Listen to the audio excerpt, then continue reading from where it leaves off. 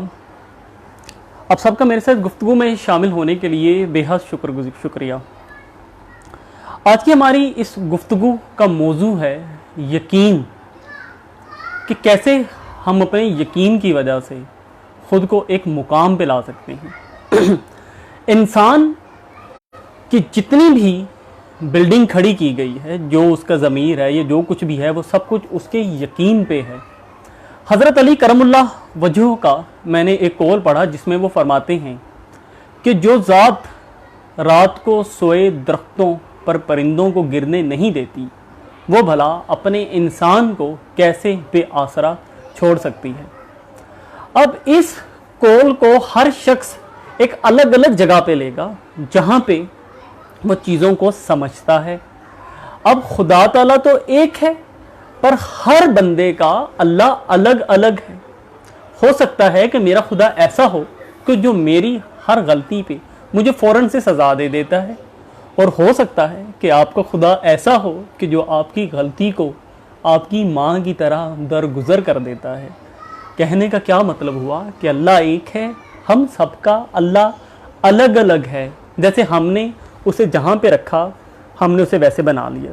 जैसे अल्लाह ताला भी कहता है कि जो तुम्हारा अकीदा होगा मैं तुम्हें वहाँ पे मिल जाऊँगा।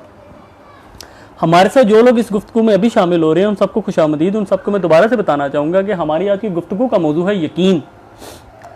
अब मैं यहाँ पे आप लोगों के साथ एक किस्सा शेयर करना चाहूँगा। आज से तकरीबन कोई 10 साल पहले की बात है कि मैं जॉब के लिए दुबई गया। अब यूं ही जाने से पहले मेरा प्लान ये था कि वहाँ पे मेरा एक फ्रेंड है, मैं उसके पास जाकर स्टे करूँगा। किस्सा मुख्तसर, कुलसूम वालेकुम अस्सलाम।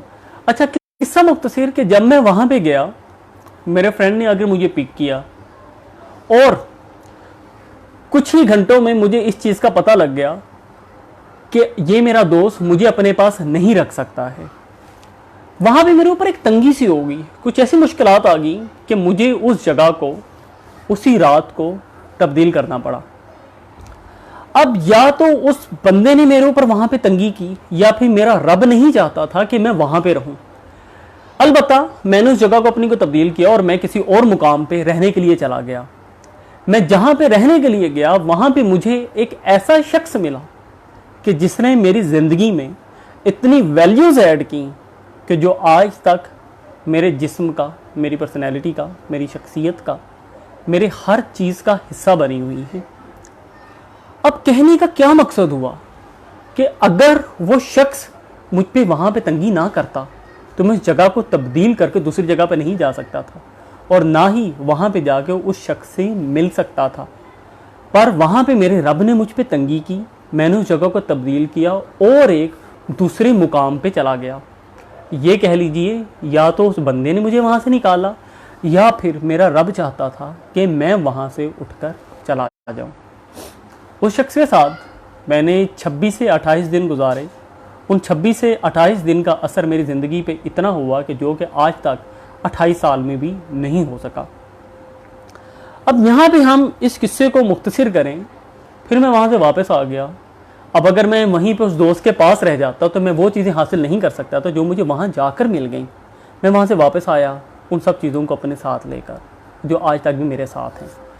अब कहने का ये मतलब कि अगर मैं घर से जाते हुए इस चीज़ को जानता होता कि मैं वहाँ पे जाऊँगा और वो शख्स मुझे अपने पास नहीं रखेगा, तो मैं कभी भी एक कदम अपने घर से बाहर ना निकालता। पर मैं वहाँ पे गया, उस छत के नीचे से बेदार हुआ और फिर किसी और जगह पे मेरा ठिकाना बन गया। जैसे कि मैंने आप लोगों को शुरू में हज़रत अली करमुल्लाह वजह के एक कौल सुनाया कि वो फरमाते हैं कि जो ज़ात दरख्तों पे बैठे सोए परिंदों को भी रात को गिरने नहीं देती, तो वो अपने बंदे को बेआसरा कैसे छोड़ सकती है। तो इस चीज़ का मुझे सही मानों में मतलब वहाँ पे जाकर मालूम हुआ कि जब मैं वहाँ पे बेआसरा था, मेरे रब ने मेरा हाथ थामा और एक दूसरी जगह पे ले गया। क्योंकि हमारा रब चाहता है, वहीदुल हक डोगर साहब अस्सलाम वालेकुम, क्योंकि हमारा रब चाहता है कि ये बंदे मेरे साथ किसी ना किसी तरीके से एक राब्ते में आए रहें, और उसका तो काम ही है गिरते हुओं को उठा लेना।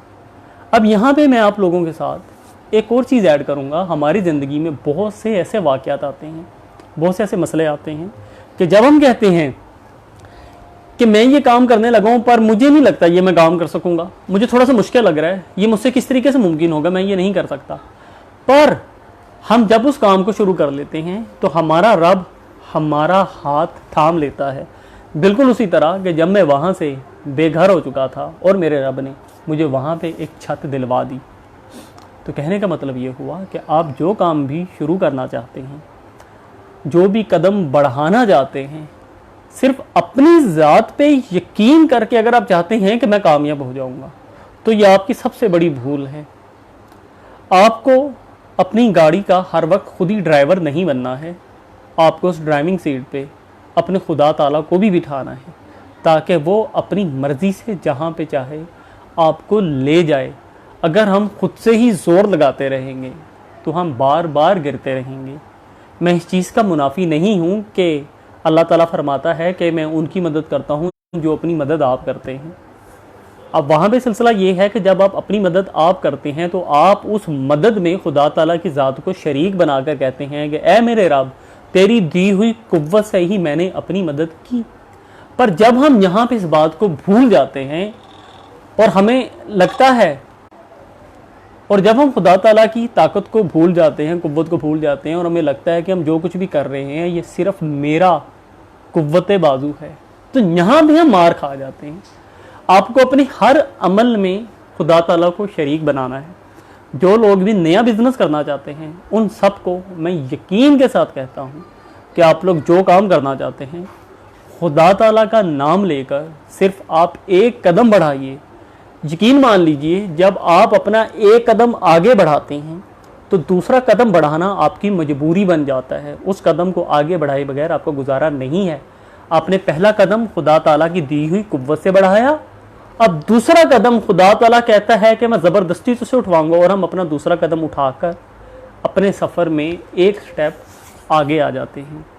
हमें लगता है कि हमारी वर्क प्लेस पे हम पे जो तंगियाँ हो रही हैं, हमारी जो ज़िल्लत हो रही है, ये हमारा ये बॉस कर रहा है या फिर मेरा जो कोलीग है ये मेरे से तंगी कर रहा है। मेरे भाइयों, ऐसा हरगिज़ नहीं है। अगर आपके ऊपर किसी काम में तंगियाँ ना हों, आप अपने लिए नए रास्ते नहीं खोल सकते, आप अपने लिए कुछ बेस्ट डिसीजन नहीं ले सकते, आप अपने लिए कोई एक अच्छा फैसला नहीं कर सकते। जो वक्त पे हम पे तंगी आ रही है वो इस चीज़ की शहादत है कि अल्लाह ताला चाहता है कि मैं तुम्हें किसी और मुकाम पे उठा कर ले जाऊं, और हम समझते हैं कि हम पे जो मुश्किलात आ रही हैं इस बंदे की वजह से। यार, जब हमारा इस बात पे यकीन है कि एक ज़र्रा उसकी मर्जी के बगैर इधर से उधर नहीं हो सकता, एक पत्ता उसकी मर्जी के बगैर हिल भी नहीं सकता, तो इतना बड़ा काम कि उसके बंदे की किसी ने जलालत कर दी, उसके बंदे को किसी ने थप्पड़ मार दिया, उसकी बंदे की किसी ने इज्जत को ख़राब कर दिया, वो उसकी मर्जी के बगैर हो जाए। सब कुछ उसकी मर्जी से है, पर आपको उस मर्जी का मकसद समझना पड़ेगा कि उसने किस मकसद के लिए हम पे इस परेशानी को लाके खड़ा कर दिया। जब आप इस मकसद को समझ आते हो तो आप अल्लाह ताला के प्लान का हिस्सा बन जाते हो। पर ज़रूरत है इस बात की कि आप खुद से ज़्यादा उसकी ज़ात पे यकीन करें। कभी ऐसा हुआ है कि हम एक बीज को ज़मीन में लगाएं और फिर दुआ करने के लिए बैठ जाएंगे, या अल्लाह ताला इसमें से जल्दी जल्दी पौधा निकाल दे? कभी नहीं किया। क्यों नहीं किया? क्योंकि हम बचपन से एक प्रैक्टिस देखते आए हैं कि ज़मीन में बीज लगाते हैं, यहाँ से पौधा निकल आता है, क्योंकि ये काम अल्लाह ताला का है।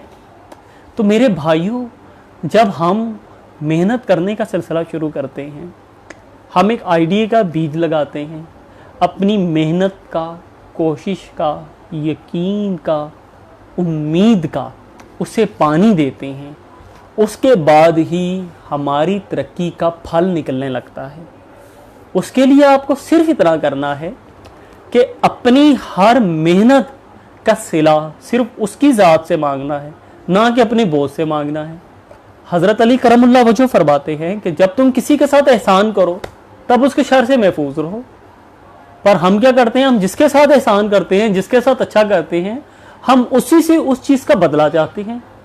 इशफाक अहमद साहब फरमाते हैं, हो सकता है कि अल्लाह तुझे फूलों की टोकरी देना चाहता है और तू है कि एक फूल के लिए दुआएं कर रहे। तो जब तक आप अपने किए हुए अमल का सिला अपने जैसे बंदों से, मेरे जैसे बंदों से, या हम जैसे जितने भी बंदे हैं उन लोगों से मांगते रहेंगे, तो हमें एक फूल के बदले एक पत्थर मिलेगा, ये एक सूखी टहनी मिलेगी। पर जब हम अपनी मेहनत अपने अल्लाह ताला की मर्जी के लिए करते हैं, अपने अल्लाह ताला की हिफाजत में दे देते हैं, तब हमारा रब कहता है कि अब मैं तुझे एक के बदले 10 दूंगा, क्योंकि ये मेरा कानून है। हम जिससे मांग रहे होते हैं उसका कानून क्या है कि तेरे साथ एक सिला किया है, तू मेरी मोहब्बत में एक लफ्ज बोल दे। पर अल्लाह ताला कहता है तू मेरे साथ एक कदम आगे बढ़, मैं तेरे साथ 10 कदम आगे बढ़ूंगा। सबसे बड़ी मिसाल, आप एक गंदम का दाना जमीन में लगाते हो, उसमें से कितने दाने बाहर आते हैं। तो ये सब चीजें खुदा ताला की अपने बंदों के लिए निशानियां हैं। आप इन निशानियों को समझिए, अपनी कोशिश को खुदा ताला की हिफाजत में दीजिए, तो वो आपकी कोशिश में ऐसे रंग डाल देगा कि जो आप तसव्वुर भी नहीं कर सकते। यहाँ तक अगर आप लोग कोई मुझसे क्वेश्चन करना चाहें तो मैं हाजिर हूँ, आप लोग मुझसे पूछ सकते हैं, वरना हम गुफ्तगू के अपने सिलसिले को आगे बढ़ाना चाहेंगे। मुझे जो लोग मैसेंजर पे मैसेजेस कर रहे हैं उन लोगों को मैं बाद में आंसर करूँगा। आप लोग चाहें तो मेरी इस लाइव सेशन में मेरे साथ शामिल हो सकते हैं। खैर, हम बात कर रहे थे उम्मीद की और यकीन की। आपका यकीन ये होना चाहिए कि मेरा रब मुझे इस पत्थर के नीचे से एक रिस्क दे देगा, तो वो अल्लाह ताला आपको वाकई में ही रिस्क दे देता है। आपका यकीन ये होना चाहिए कि मेरा रब मुझसे मोहब्बत करता है, वो मेरी हर परेशानी से वाकिफ़ है। अगर वो इस चीज़ पे राज़ी है तो इसका मतलब ये है कि इसमें ज़रूर मेरे लिए कोई मसलहत है। ये आपका यकीन हुआ उसकी ज़ात पे। आपने क्या कहा कि मेरे साथ जो कुछ हो रहा है ये सब कुछ उसके नोटिस में है, क्योंकि अगर एक पत्ते का हिलना उसके नोटिस में है तो मेरे साथ जो मुश्किलात हैं ये भी उसके नोटिस में हैं, पर वो खामोश है। इसका मतलब क्या हुआ कि मेरा रब मेरे साथ कुछ अच्छा करना चाहता है। पर हम क्या करते हैं कि जैसे ही एक छोटी सी परेशानी आती है हम एकदम से बिलबला उठते हैं कि ना जाने की आफत आ गई, और उससे पहले हमारा यकीन क्या है कि एक पत्ता उसकी मर्जी के बगैर नहीं हिल रहा है, और जो मेरे साथ मुश्किल आ रही है, जो मेरे साथ मसला आ रहा है, जो मेरे बॉस ने मेरे साथ जलालत की है, वो सब कुछ मेरे खुदा की मर्जी की वजह से नहीं है, उस बंदे की मर्जी की वजह से है। वो बंदा इतना ताकतवर हो गया कि आपकी आगे जिल्लत कर जाएगा, ऐसा हरगिज नहीं है। ये सिर्फ हम लोगों के यकीन की कमज़ोरी है कि हम मुश्किलात पे परेशान हो जाते हैं। हज़रत अली करमुल्लाह वजह फरमाते हैं कि तुम्हारे पास जितनी मुश्किलात आती हैं उतनी ही मैं तुम लोगों को सलाहियत भी दे रहा होता हूँ। तो और वो दूसरा ये भी फरमाते हैं कि मुश्किल तरीन काम सलाहियत वाले लोगों के हिस्सों में आते हैं। तो आपको तो इस चीज़ पे खुश होना चाहिए कि आप एक बासलाहियत इंसान हो और आपके हिस्से में जो काम आए हैं वो आपके काबिल थे। एक ऑफिस में एक बॉस अपनी मुश्किल तरीन असाइनमेंट ऑफिस के एक अच्छे इंसान को देता है ताकि वो उससे अच्छे तरीके से हल कर सके। इसी तरीके से अल्लाह ताला अपनी इस कायनात में रहते हुए वो जितने काम भी करवाना चाहता है वो आप जैसे बासलाहियत लोगों के हिस्सों में डाल के देता है कि तुम इस काम को करो। और हम लोग एकदम से कहते हैं मुझसे नहीं होगा। यार, अगर आप अपने आप से ये कह सकते हो कि मुझसे नहीं होगा, आप अपने आप से ये भी तो कह सकते हो कि हाँ ये काम मैं कर सकता हूं, क्योंकि मेरा मानना ये है कि हर इंसान के अंदर हर काम करने की सलाहियत का एक सॉफ्टवेयर रखा हुआ है। अगर यकीन नहीं आता तो अगर आप एक मूवी देखना चाहें मैट्रिक्स, उस मैट्रिक्स मूवी में एक क्या सिलसिला हुआ कि लड़की जिसका नाम मुझे भी याद नहीं है, उससे एक बाइक चलाना था और उसे बाइक चलाना नहीं आता था। उसने कॉल किया और कहा कि मेरी माइंड में बाइक चलाने का सॉफ्टवेयर डाल दो। उसने उसके माइंड में बाइक चलाने का सॉफ्टवेयर इंस्टॉल किया और वो लड़की बाइक चलाने लग गई। तो यार, ये जो बातें हैं ये सब चीज़ें उन लोगों की अपनी बनाई हुई नहीं है। ये सब चीज़ें उन्होंने हमारी कुरान मजीद से, हमारी नहजुल बलागा से, हमारी उसूल काफ़ी से, हम लोगों की बड़े बड़े साइंटिस्ट ने जो जो किताबें लिखी उन्होंने इन तमाम चीज़ों को इकट्ठा करके एक अमली जामा पहनाकर हम लोगों के सामने लाकर खड़ा कर दिया। हजरत अली नहीं, अल्लामा इकबाल साहब फरमाते हैं कि खुदी में डूब के पाजा सुरागे जिंदगी। अब हर बंदा इस चीज का मतलब एक अलग अलग जगह पे क्यों लेता है? एक जो वली है वो जब इस लाइन को सुनेगा वो अपने से ऊपर की चीजों को जाकर पकड़ेगा। एक आपके और मेरे जैसा जो एक एवरेज इंसान है, जब वो इस लाइन को सुनेगा वो अपने से करीब करीब चीजों को जाकर पकड़ेगा। उससे ऊपर के जो वली हजरात थे, जो ओसिया थे, जो सूफी हजरात थे, उन्होंने इस लाइन को जहां जहां पे सुना उन्होंने उन्हें अपने मुताबिक जाके कैच किया। आपके माइंड में एक अजीबो गरीब ताकत है, एक बहुत बड़ी सलाहियत है जो किसी भी चीज को पकड़ सकती है। इंसान उड़ नहीं सकता है, आप और मैं जानते हैं, पर उस इंसान ने उड़ने वाला एक प्लेन बना लिया। कितनी हैरत की बात है। इंसान बिलियन टन वजन नहीं उठा सकता है, उसने प्लेन बना लिया, उसने रेलगाड़ी बना दी। इंसान समंदर में तैर कर दूसरी जगह पे नहीं जा सकता है, उसने बहरी जहाज बना दिया। ये ताकत किसने दी उसे? ये ताकत दी हमारे रब ने। जब वो बंदा बहरी जहाज बना सकता है, जब एक बंदा हवा में उड़ने वाला जहाज बना सकता है, जब एक बंदा समंदर में तैरने वाली कश्ती बना सकता है, आप में और मुझ में फर्क कहां पे है? ये फर्क हम लोग अपने आप में एक फासला तय करके कर लेते हैं। हम जैसे ही एक कामयाब शख्स को देखते हैं, हम जैसे ही अदनान चौधरी साहब वालेकुम अस्सलाम, हम जैसे ही एक किसी बड़े साइंटिस्ट को देखते हैं, हमारे माइंड में फौरन से आता है ये तो एक कामयाब इंसान है, मुझसे ये चीज़ नहीं हो सकती, मेरे लिए थोड़ा मसला हो जाएगा। आपका ये जो फर्क है उस पर्सनैलिटी के बीच में, ये चीज़ आपको कमज़ोर कर देती है। जबकि आपके माइंड में भी उतनी सलाहियत है जितनी कि उसके माइंड में सलाहियत है। अगर तो उसके माइंड में ज़्यादा सलाहियत है, इसका मतलब ये हुआ कि आपका जो खुदा है वो एक इंसाफ पसंद खुदा नहीं है, जो उसने उसके माइंड को इतनी ज़्यादा ताकत दे दी, आपको ताकत नहीं दी। यकीन नहीं आता तो स्टीफन हॉकिंग की एग्जाम्पल ले लीजिए। उसकी पूरी बॉडी शैल हुई हुई थी, मूव नहीं कर सकता था, पर उसका जहन चल रहा था और उसकी आंखें सिर्फ चल रही थी। उसने उस अपनी आंखों के जोर पे और अपने माइंड के जोर पे पूरी दुनिया के साइंटिस्ट को अपनी हथेली के ऊपर रख के बंद कर लिया। और तमाम लोग इस बात को मानने पे राजी हो गए कि ये इस दौर के साइंसदानों का गुरु है।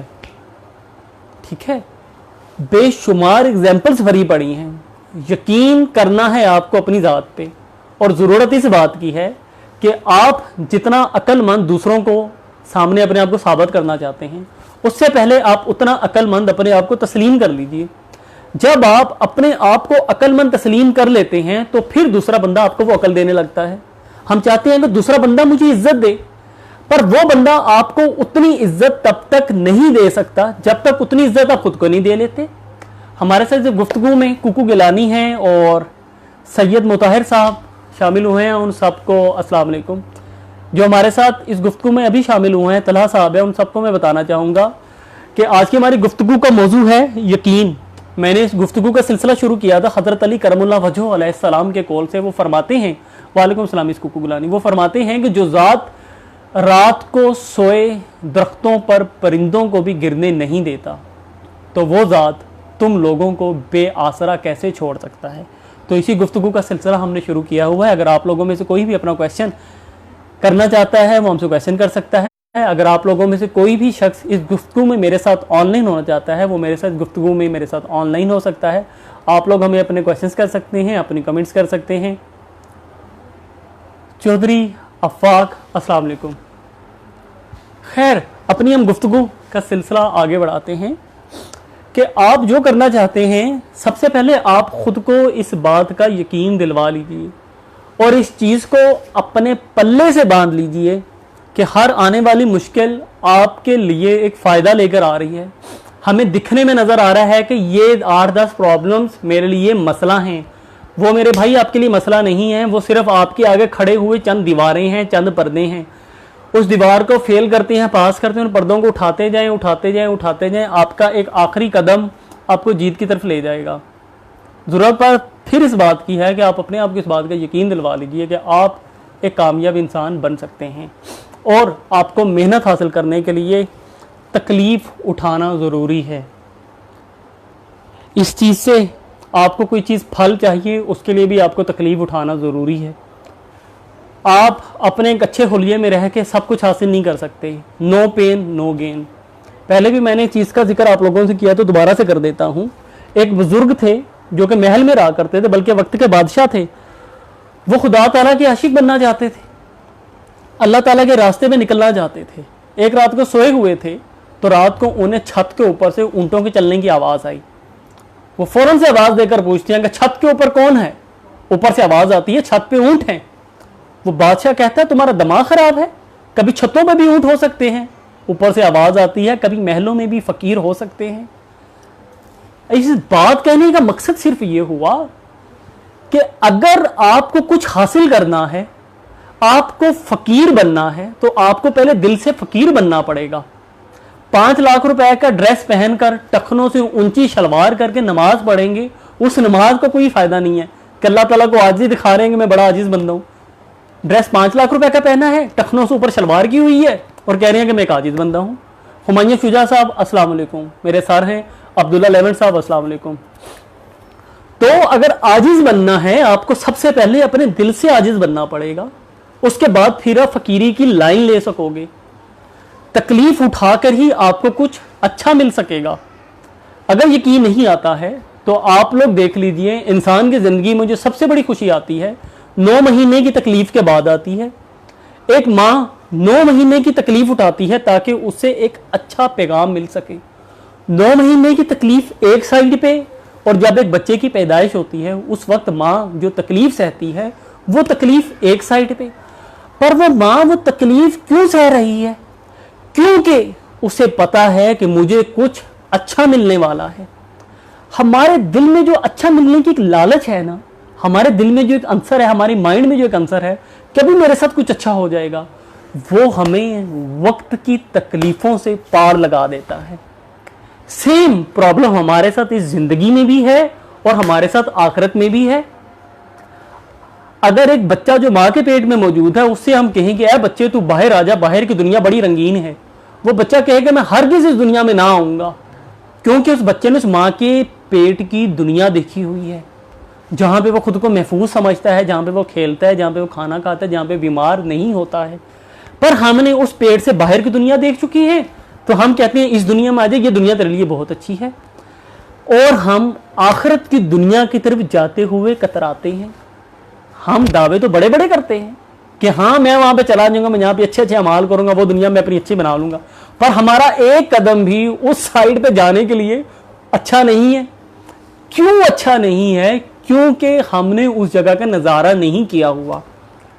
अगर उस बच्चे ने जो माँ के पेट में मौजूद था उसने भी इस रंगीन दुनिया का नज़ारा किया हुआ होता तो हमारे एक बार कहने से ही फौरन से बाहर आ जाता कि हाँ मैं बाहर की दुनिया में जाऊँगा, इस पेट में नहीं मैं रहूँगा। यही सिलसिला हमारे से इस दुनिया में रहते हुए है, क्योंकि हमने दुनिया का नज़ारा नहीं किया हुआ।